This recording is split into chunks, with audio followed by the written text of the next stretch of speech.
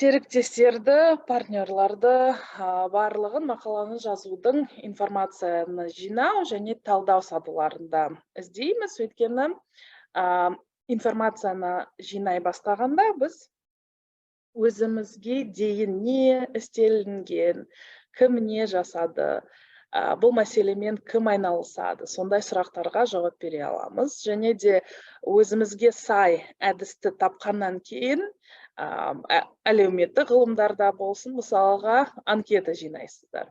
Өзіңізге бұрын ол анкетаны кім қайда жинады? Мысалға Түркияда жасаған ба, жоқ әлде ақш-та жасады ма, немесе Италияда, немесе Зимбабве, Эфиопияда бұрын жасап көрген шығар сіздің анкетаңызбен.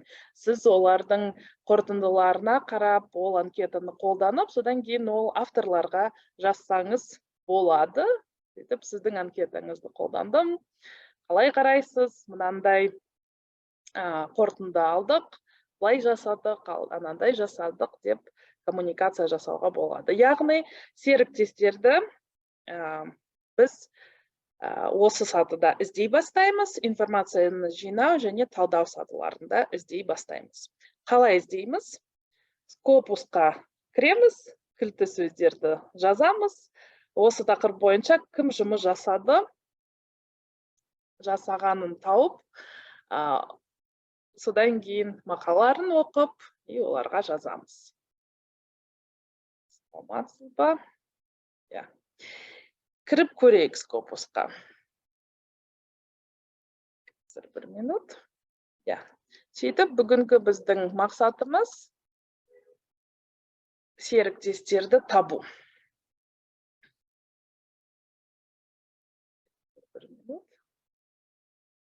Скопусқа кірдік, осы парақшада отырмыз. Қайтадан серіктестерді таппастан бұрын, яғни ең бірінші сұрағымыз, не үшін жазып жатырмын мақаланы, не керек маған осы мақаланың, не керегі бар, қандай пайда әкеледі маған деп ойлаймыз. Содан кейін кім не туралы жазам, қандай тақырып бойынша, қандай гипотезаны сипаттап жазам, содан кейін кімге қызықты болады деген ойларды, деген сұрақтарға жауап бергеннен кейін тақырыпты таптық, біз кілті сөздерді таптық, енді серіктестерді табуға тырысамыз. Кеше кішкене ойластырып, алған сөздеріңіз болса, жазыңыз чатқа. Ондай болмаса, мен қазір өзім онда жазам. Ондай болса.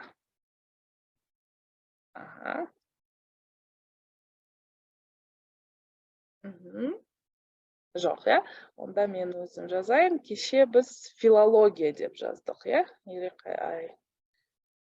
Кеше бізде қандай сөз болған? Жарайды. Мысалға, сөзіміз circular economy болсын. Осы сөз болсын.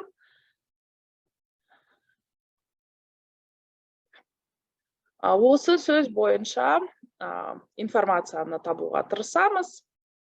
Яғни алдымен әдеби шолу жасау үшін әдебиетті жинай. Содан кейін кім жазды, кім осы сұрақтармен айналысып жатыр, сол сұраққа жауап берем. Кілті сөздерді жаздым. Естеріңізде болса, бүкіл кілті сөздерді ағылшынша жазамыз. Ағылшын тілінде кішкене ыңғайсыз болса, мен Translator, Google переводчик, немесе Яндекс, жай тілмашқа барсам, соны жазам. Бізде бар, сөйтіп жазып, мына жаққа алып келіп, маған қоям. Енді іздеу саламыз. Бірінші біз Скопуста іздейміз. Содан кейін сайвалға көшіп іздейміз. Таптық, ойландық, информацияны жинаймыз. Информация жинамас бұрын бізге ең негізі бізден бұрын осы тақырып бойынша қандай әдеби шолуларды жасаған. Ең соңғы әдеби шолу қандай, кім жазды, қалай жазылған, не туралы жазылған. Осы ғылыми салада, осы кілті сөздер бойынша қандай сұрақтар бар, қандай сұрақтар әлі шешілмеген, қандай гипотезалар әлі толық деректер жиналмаған. Сол сұрақтарға жауап беру үшін біріншіден әдеби шолуларды табамыз. Сөйтіп қайтадан фильтрлерге, сүзгілерге қараймыз. Ол экранымыздың сол жағына қараймыз. Ең бірінші 2-3 жыл таңдаймыз. Содан кейінгі документтің түрі бойынша, яғни дерек сөздің түрі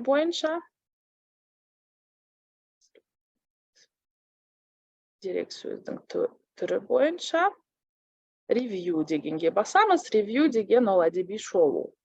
Сөйтіп, 2 фильтрді таңдадық. Limit to. Бастық. Уже 22.000 емес, 2.000-дай. Қайтадан мына жақта sort ons, яғни сілтемелер бойынша ең жоғары, осы фильтр бойынша ең жоғары сілтемелер алған мақалаларды бірінші, содан кейін одан төменгілерді көрсетеді. Сөйтіп, тақырыптық іздеу жасаймыз, яғни тақырып бойынша іздейміз, тақырыптарын оқимыз. Маған мынау сәйкес келе ме, жоқ па? Мынау сәйкес келе ме, жоқ па? Сөйтіп, барлығын оқып шығып, мысалға мынау маған сәйкес келді.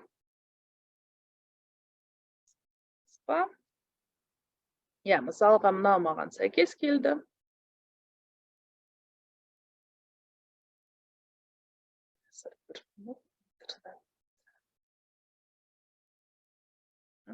Мынау маған сәйкес келді.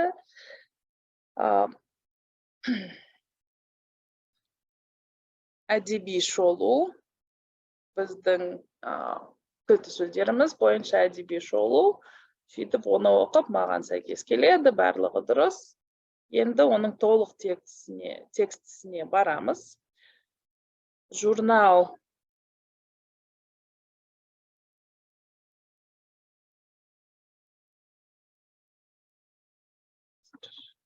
Журнал Science Direct'те болғандықтан, біз оны толық ашып оқи аламыз. Өйткені бізге толық текстісі, яғни Science Direct'те біз жазылғанбыз, сөйтіп толық текстісі бізге көрінеді. Оқимыз, бірақ та әдеби шолуда біз айтқанда ең негізгісі, мына жақта мыналарды қарайық. Ең негізгісі осы тақырып бойынша, осы кілті сөздер бойынша не зерттелген, не зерттелмеген. Gap analysis деп ағылшынша аталады, сөйтіп мен соны іздеймін. Gap деген сөз. Мына жақта жоқ, бірақ та кейбір жерлерде ол жазылып тұрады. Мына жақта қандай сұрақтар әлі шешілмеген, соны іздеймін. Содан кейін, оны іздеп болғаннан кейін, оны тапқаннан кейін, енді мен басқа адамдарды табуға тырысамын. Яғни логикасы, серіктестерді, достарды табудың логикасы өте оңай. Егер де біз бір гипотезаны зерттейтін болсақ, қай жерде болсақ та, әлемнің түпкірінде болсақ та, біз дос боламыз. Өйткені біздің гипотезамыз бір гипотезаға деректер жинап жүрміз. Біз Қазақстанда, мысалға сіздің серіктесіңіз Чехияда ма, жоқ әлде Зимбабведа ма, ақш-та ма, әлемнің әр жерінде болуы мүмкін, бірақ та өзімізге достар табуға тырысамыз. Q1, Q2-ге шығатын, қазір көреміз, сайлаудан Q1, Q2-ге шығатын мақалалардың көбісі сол серіктестер, халықаралық серіктестер мен жасалады. Және де көбінесе ондай мақалалар редакторларға және оқырмандарға қызықты болып келеді. Өйткені, мысалға, сіз бір экспериментті Қазақстанда жасасаңыз, бірақ та тек қана қанша 1000 адамға жасадыңыз дейік Қазақстанда.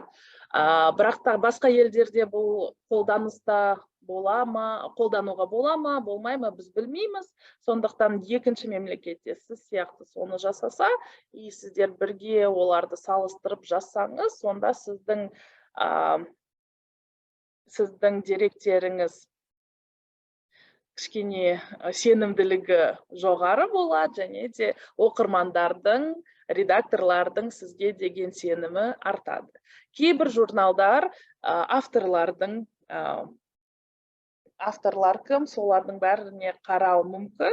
Яғни, егер де автор бұрыннан бері сол журналда мақалалар жариялаған болса, онда сіз де оған қосылсаңыз, олар сізге кішкене сенімі арта түседі. Солай да болуы мүмкін. Сондықтан Q1, Q2 журналдарға серіктес тапсаңыз, кішкене тезірек шығуыңыз мүмкін деген сөз. Сөйтіп, серіктес табуға тырысайық. Circular Economy жаздық. Әдеби шоуларды оқыдық, бәрін таптық. Бізге лайықты тақырыпты таптық, бәрін таптық. Енді серіктестерді табайық. Қайтадан фильтрлерге барамыз. 2-3 жыл. Екінші фильтр. Дерексөз типі бойынша мақаланы таңдаймыз, және де conference paper деген таңдаймыз. Өйткені кейбір кезде әлі қорытынды нәтижелері жоқ. Тек қана кейбір нәтижелері бар болған кезде, кейбір ғылыми топтар оларды конференцияларда шығарады. Сөйтіп, сіз ол ғылыми топты тапсаңыз, олармен де сөйлесуге болады. Сөйтіп, 2 фильтрді таңдадық. Содан кейін келесі фильтр, мемлекет бойынша фильтрді қолдансаңыз болады. Оның не қажеті бар деген сұрақ туындайды. Егер де мысалға бір универ сайтынан сіз ертең бізге Италиядан делегация келеді, соған осы аудиторияға келіп сұрақ қойсаңыз болады деген жарнаманы көріп, содан кейін Scopus'та іздесеңіз, сонда сіз келген адамдардан мынандай адамдарды білесіз ба, мына докторды білесіз ба, қалай онымен таныссам болады деп сұрауға болады. Бірақ та қазір, мысалға, бізге ешқандай делегация, білмеймін, мүмкін сізге келе жатқан шығар. 2 фильтрді қолданып іздейік. Limited деп жаздық. Қайтадан тақырып бойынша іздеу. Тақырыбын оқимыз, сәйкес келді ма, бізге сәйкес келмей ма, осылай талдаймыз. Қайтадан, егер де ағылшын тілін онша жетік білмесек, қайтадан перевод, мына жаққа орысша, қазақша, қазір интернет. Мысалға, мынау бізге ұнайды, мынау дерлік. Мынау бізге сәйкес. Оқимыз. Өте жақсы, сәйкес келді бізге. Мына жақта Scopus'та адамдардың аттарының қасында хаттың белгісі тұрады, оған бассаңыз, сразу олардың e-mail'ына шығарады. Бірақ та e-mail жазбас бұрын, хат жазбас бұрын, алдымен толық текстісін оқып шығамыз. Толық текстісін оқып шығамыз. Қайтадан мақала осы Science Direct журналында жарияланған, сондықтан біз толық текст оқып шығып, содан кейін осы доктор Бак статьяңыз өте жақсы шыққан, қорытындылары бізге де ұнайды, біз сол қорытындыларды қолданайын деп едік, немесе сіздің әдістемеңізді қолданып, біз кішкене басқаша қорытындылар шықты, соларды салыстырып мақала жазбадық па деп жазсаңыз, сізге жауап беру мүмкін. Кейбір кездерде 30 адамға жазу керек, жазасыздар. Кейбір кездерде 100 адамға жазсаңыз, тек қана біреуі я сөйлесейік, я бірге проект жасайық деп жауап беру мүмкін, бірақ та негізінен сізде қызығатын нәрселеріңіз бірдей болса, өзіңізге осы серіктестерді былай іздегенде табасыз. Сөйтіп, ол серіктестерді табудың бір әдісі. Тағы да оның профиліне кіріп шықсаңыз болады. Профиліне кіру үшін оның атына басасыз. View full profile.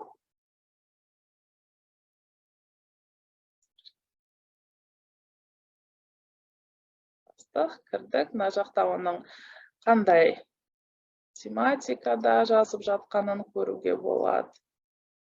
Документтерін көруге болады. Қай жерде жұмыс жасап жатқанын, оркетін көруге болады. Яғни былай бәрін талдап көруге болады. Мысалға, мынау профессор Индиядан, Institute of Management Technology, Индиядан, соған жазсаңыз болады. Бұл Scopus'та іздеу. Scopus'та біз кілті сөздер бойынша іздейміз. Енді Сайвалға барсақ, егер де сізде кілті сөздер болса, маған жазсаңыз, Сайвал бойынша көрсетеміз.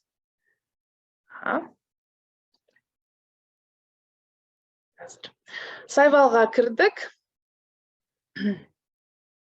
Қайтадан өзіміздің, яғни әртүрлі модульдерде әртүрлі іздеуге болады. Кешегідей overview модуліне барайық. Топик бойынша іздейік, яғни тақырып бойынша іздейік. Мол адамдарды қайтадан әлемде қандай тақырыптар әйгілі, соны талдайық.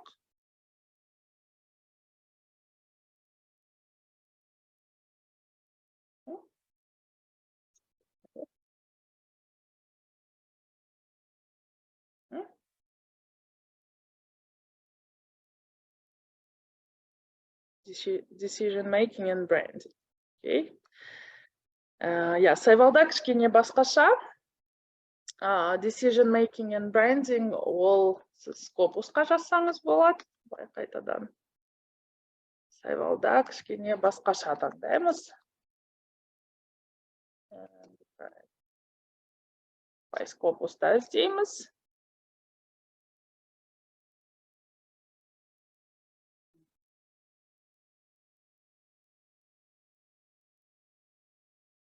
Decision making, university brand. Мына кілті сөздерді жаздық, бірақ та документтер саны аз. Ол не деген сөз? Ол деген сөз бізде кішкене басқаша сөздерді қолдану мүмкін, немесе кілті сөздер кішкене басқаша болуы мүмкін. Сондықтан мынаның барлығын қарап шығуымыз керек. Мүмкін брендинг деген сөзді қазір қолданбайтын шығар, қазір басқа нәрселерді қолданатын шығар. Қарап шығайық.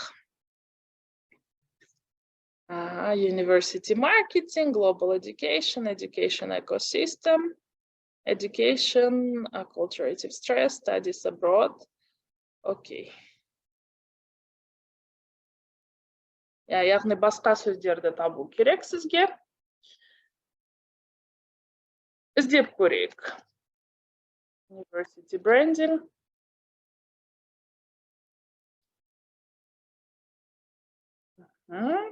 И барлық жерде біз маркетинг деген сөзді көріп отырмыз. Sales, customer experience, marketing, customer experience, community participation, яғни мына жақтан topic и decision making, яғни branding деп табайық. Деп іздейік мына жаққа. Ондай topic жоқ. Marketing. Industry research marketing. Мынау болуы мүмкін. Бірақ та кішкене басқаша болуы мүмкін. Decision making, мына жақта subject areas-да іздейік. Яғни ол педагогика бойынша болуы мүмкін, яғни education, ол жоғарғы оқу орындардағы яғни decision making and branding. Немесе бізде маркетинг бойынша болуы мүмкін. Маркетингті іздеп көрейік.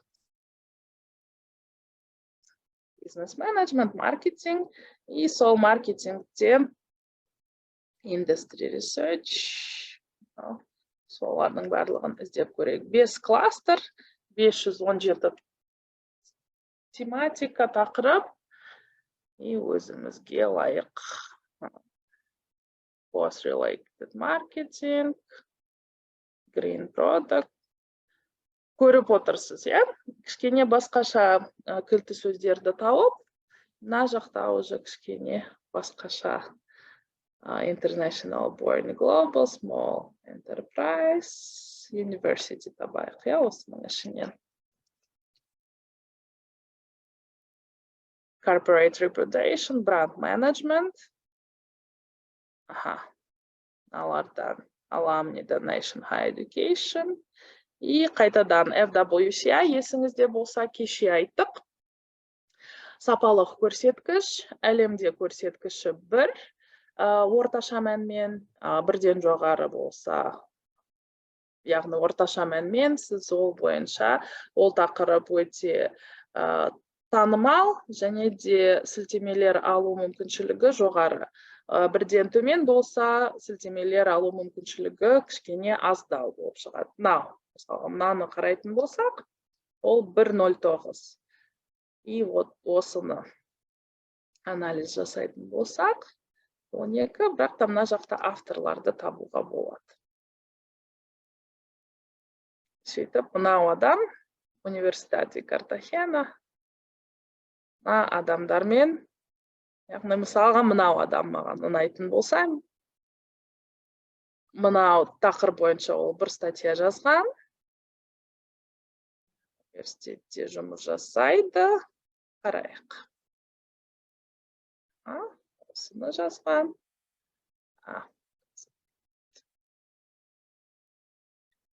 Осы авторды қарайық.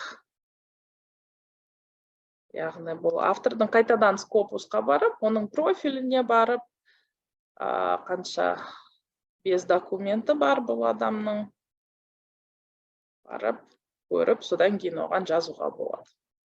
Бұл бір әдісі тақырып бойынша іздегенде. Келесі әдіс overview collaboration модуліне барамыз. Өзіміздің университетімізді табамыз. Al-Farabi Kazakh National. Мына жақта біздің толық сіздер кіммен, қандай тақырыпта коллаборациялар жасап жүргенін көрсетіп жатыр. Мына жақта маркетинг, и маркетингтен көрейік, сіздің университетіңіз. Қазақстанда алып тастайық. Қазақстаннан басқа жердегі коллаборацияларды көрсетеді, яғни кіммен. Демонфорт University мен Islamic Azad University, яғни коллаборациялар көп. Маркетинг бойынша былай қарайтын болсақ, бірақ та әлі дамитын жерлер көп, сондықтан әлі де басқа коллаборациялар табуға болады деген сөз. Тағы бір кнопка бар, Potential Collaboration деген кнопка. Ол кнопка бізге біздің публикацияларымызды қарап, басқа университеттің публикациялар, кілті сөздеріне сәйкестіріп, қай университеттер бізге кішкене жақында болуы мүмкін, тематикасы бойынша, мысалға осы маркетингте, және де кім бізге кіммен коллаборация жасауға болады, соны көрсетеді. Мысалға, мына университет, Griffith University, Queensland, соны алатын болсақ, бізде маркетинг бойынша сапалық көрсеткіш 0,58, олардың сапалық көрсеткіші 1,6. Олардікі көптеу, яғни олармен біз дос болғымыз келеді. Мынаған бассақ, бастық, мына адамды адамдардың барлығы біздің қақтырыпта мақалалар жазады, солардың профильдеріне кіріп, қарап, анализ жасап, мүмкін мынау бойынша, мүмкін мынау адам бізге сай болуы мүмкін. Сөйтіп, осы бойынша анализ жасап, содан кейін осы адамға жазуға болады. Этнокультурные ценности.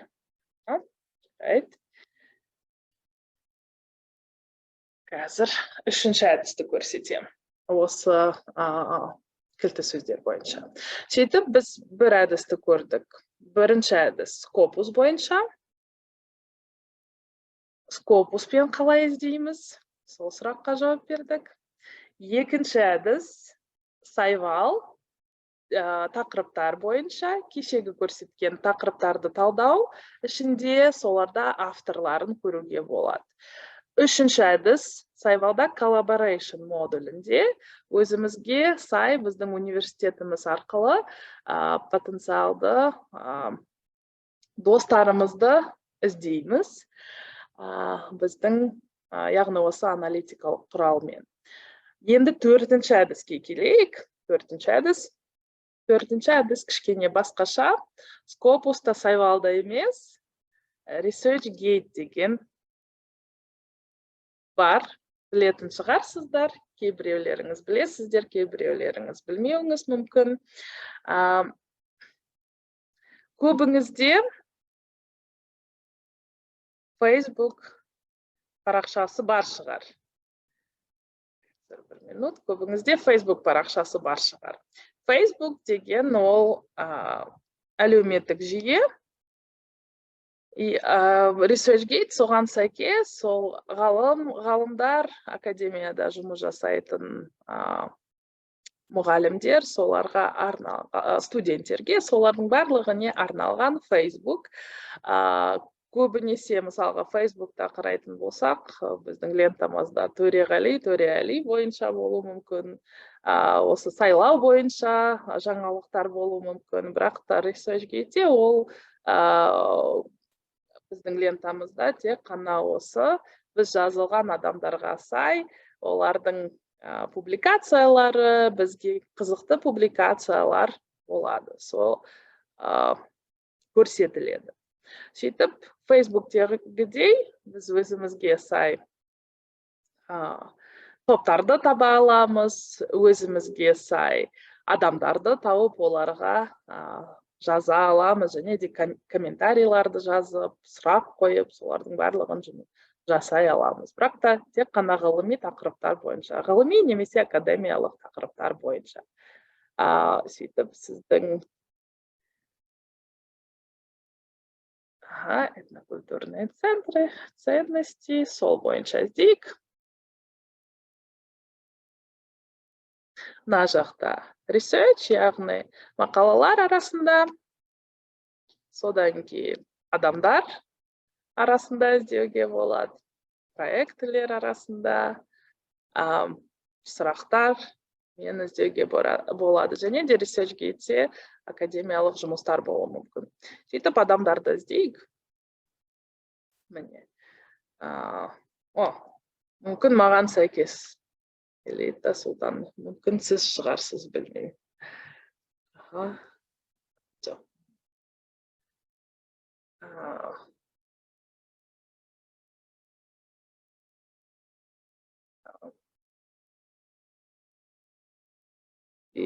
Agriculture. Мынаны қарайық, бізге сәйкес келсе.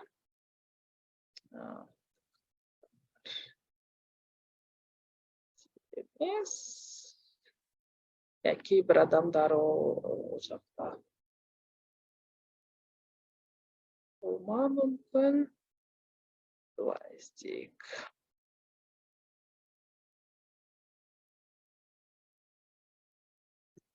Адам жаққан. Қазір кішкене басқаша іздейік. Ethnocultural values and research бойынша іздейік.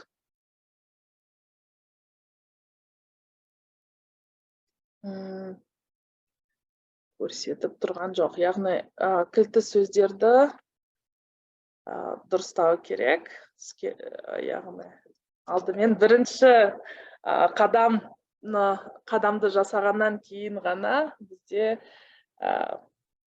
іздеуіміз кішкене ыңғайлы болады. Жақтан grand families қарайық.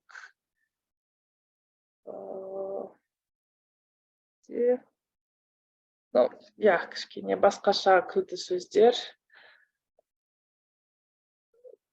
табу керек, кішкене басқаша жазылуы мүмкін.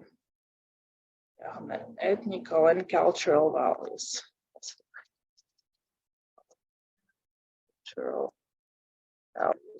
Яғни кілті сөздерді кішкене басқаша алу керек, сонда табамыз.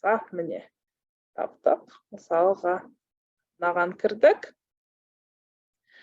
Жақта мынау адам профиліне кіретін болсақ, бізге ұнайтын болса, оған сообщение жаза аламыз.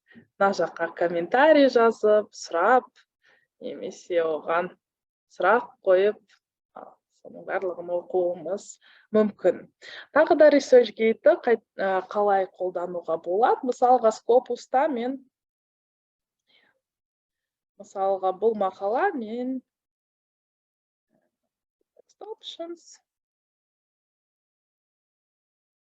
мысалға, кейбір мақалаларға сіздер жазылмағансыздар, сондықтан оларды оқи алмайсыздар.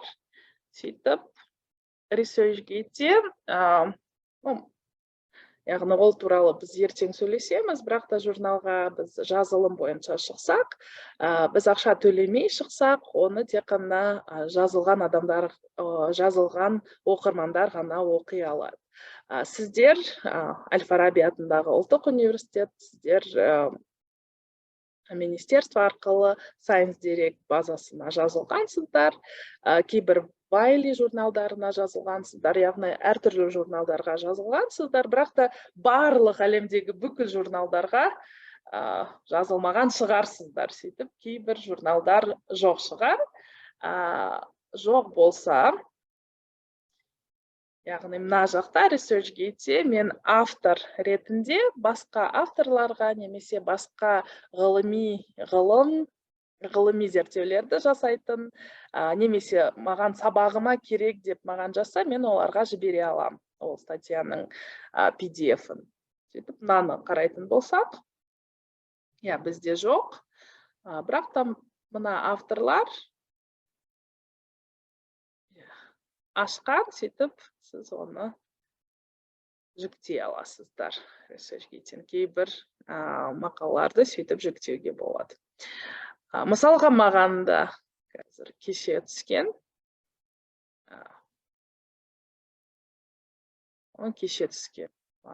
Маған сіздің статьяңызды жіберіңіз. Мен жібердім.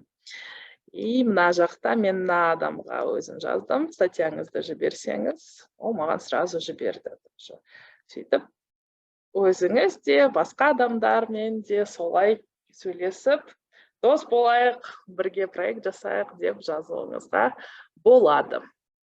Сөйтіп, сіз көргеніңізде ең негізі алдымен бірінші этаптан өту, бірінші қадам жасау. Өзіңізге лайықты дұрыс кілті сөздерді табасыз.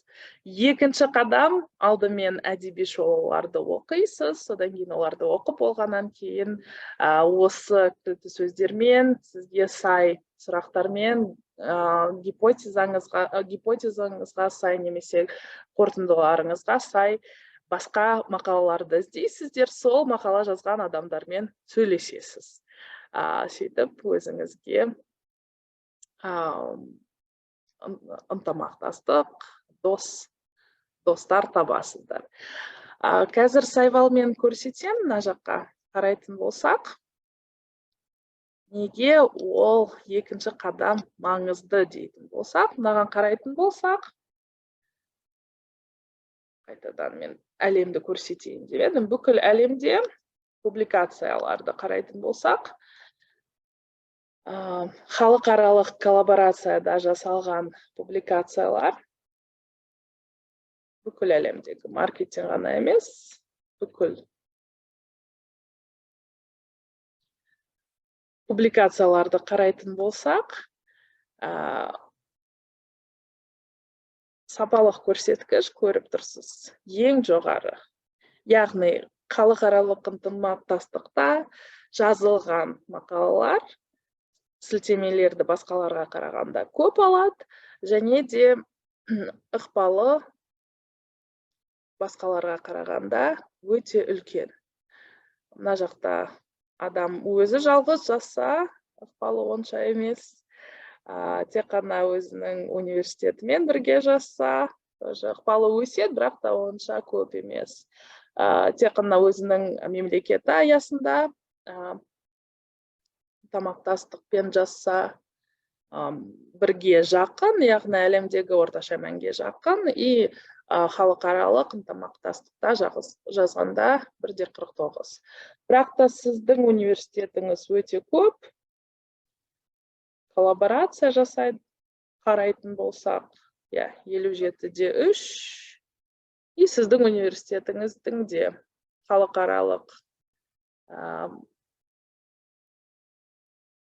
басқа университеттермен жазған публикациялар 1-ден жоғары, сапалық көрсеткіші 1-ден жоғары.